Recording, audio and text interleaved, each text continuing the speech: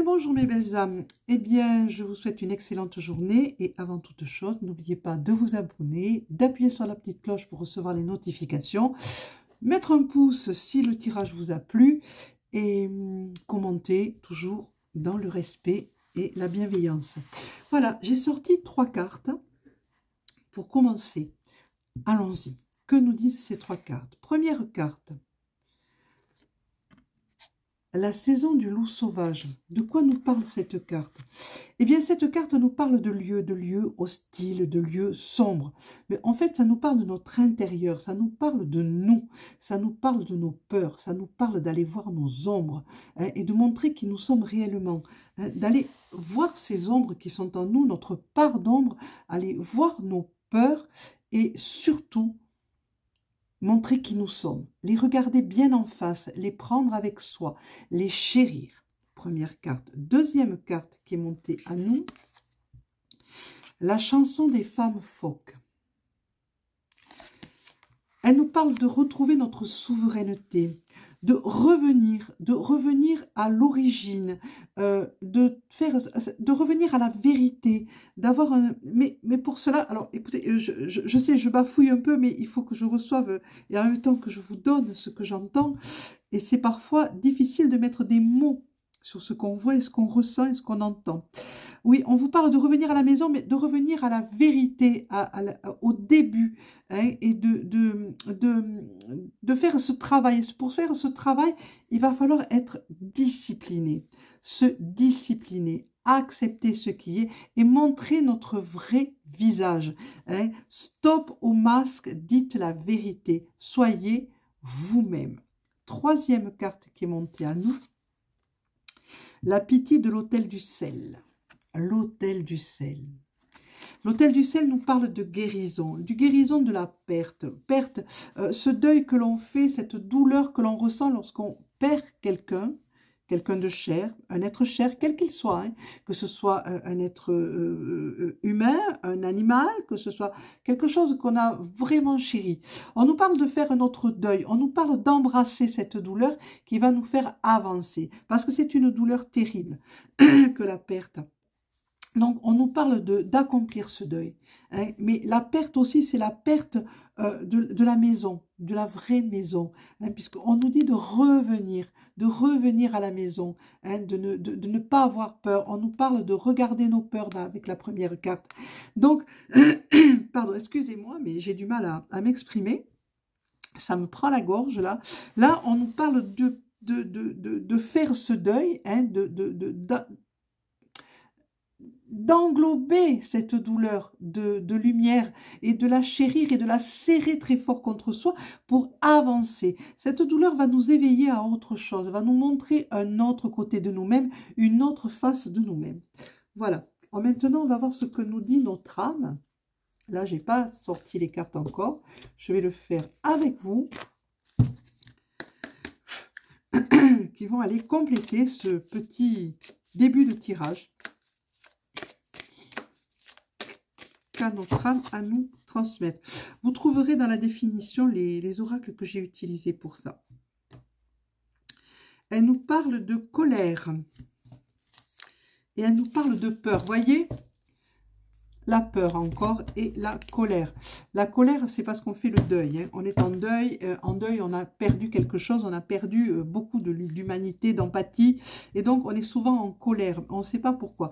Mais allez voir vos peurs un petit peu. Qu'est-ce qui vous fait si peur pour vous mettre en colère? Quelle est la perte qui vous a mis dans cette colère? Cette peur qui est en vous, qui vous met dans cet état colérique.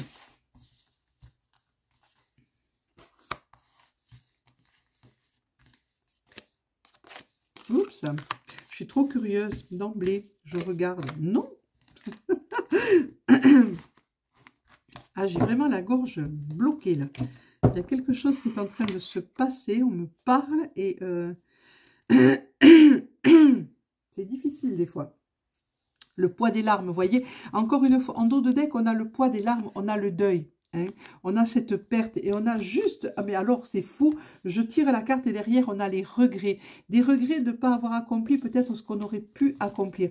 Mais ça, le passé, il faut le laisser au passé. Hein. Il faut calculer, il faut pas calculer, il faut réagir avec le présent, dans le temps présent. On nous parle de respect, de retrouver notre respect, hein, qu'il y a des secrets. On nous parle d'abondance, on nous parle que... l'abondance, attention, je le répète encore une fois pour les nouvelles et les nouveaux arrivants, ce n'est pas une question d'argent, ce n'est pas pécunier. Souvent, c'est une question de joie, une abondance d'équilibre, une abondance. Il y a tellement de façons d'être dans l'abondance. Et là, on nous parle d'avoir le respect qui est monté sur la saison du loup, donc sur la part d'ombre. Notre part d'ombre, nos peurs, il va falloir les retrouver, ces peurs, et il va falloir les regarder bien en face. Il y a un secret dans cette chanson, la chanson des femmes phoques qui vous dit de revenir à la maison, hein, qui vous dit de retrouver votre souveraineté, de revenir, de reprendre votre discipline, votre discipline. Vous avez des secrets, des non-dits. Il va falloir les regarder, ces non-dits, et les accepter, et peut-être les transmettre, les dire les choses que vous avez sur le cœur. On nous parle d'abondance quand on nous parle de la pitié de l'autel du sel, qui nous parle de deuil, et qui nous parle de guérison. Et d'accepter cette douleur, et de la prendre et de la chérir, parce qu'elle va nous montrer autre chose, et elle va vous diriger vers autre chose. Parce que derrière, il y avait le poids des larmes qui était là, et on va se diriger vers autre chose, ça va passer. Que nous dit-on encore? On va reprendre celle-ci. Voilà.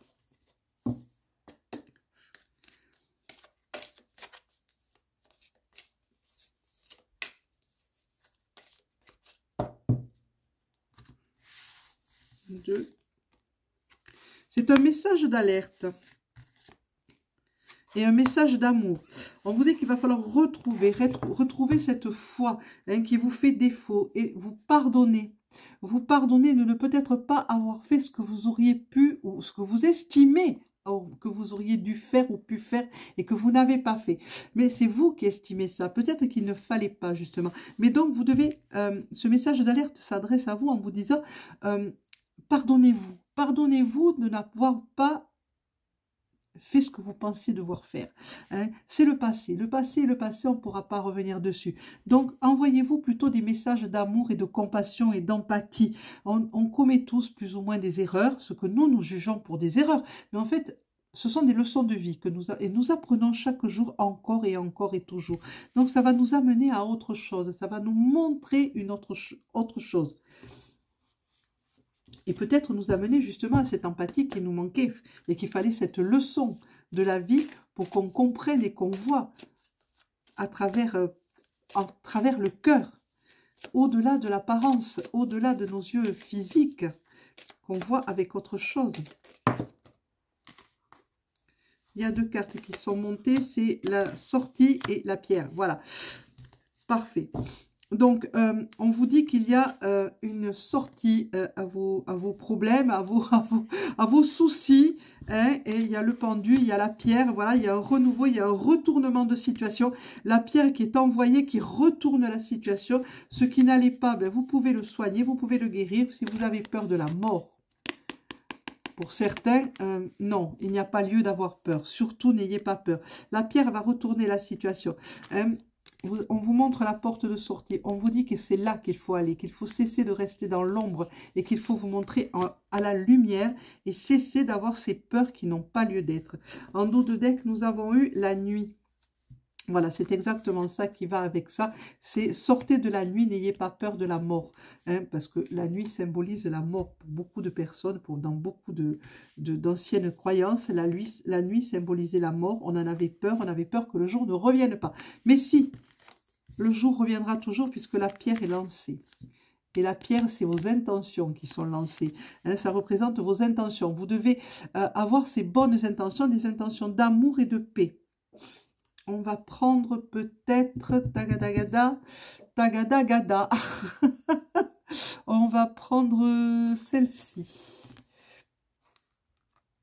Alors, les 3 oracles que j'aurais utilisés, les oracles que je n'ai pas l'habitude d'utiliser, je vous mettrai lesquels c'est, hein, en description, pardon, pourquoi en définition. Celui-ci, vous le connaissez maintenant, je ne le mettrai pas.